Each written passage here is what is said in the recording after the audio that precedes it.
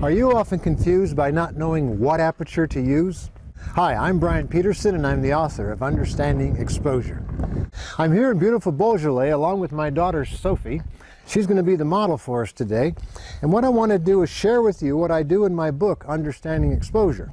There's three kinds of opportunities to use the aperture. One is called storytelling, the other is called isolation or singular theme, and the third is the classic who cares. First we'll begin with storytelling.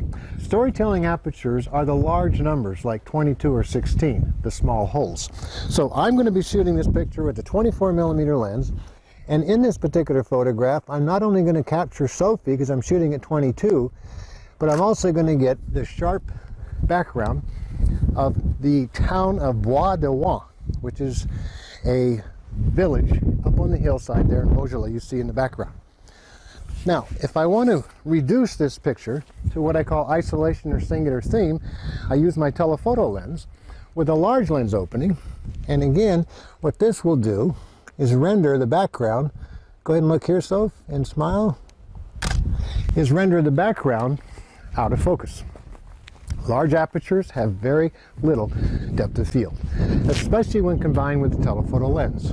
So in this case, I'm in the 200 to 300mm range with the 70 to 300 Nikkor. And that subsequently, combined with an aperture opening of 5.6, reduces the background to nothing but out of focus tones and or shapes.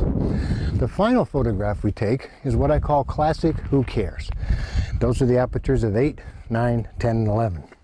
These apertures come in handy when you don't have any depth of field concerns. So in this case here, I'm putting Sophie between these two stone pillars, and take a look at that.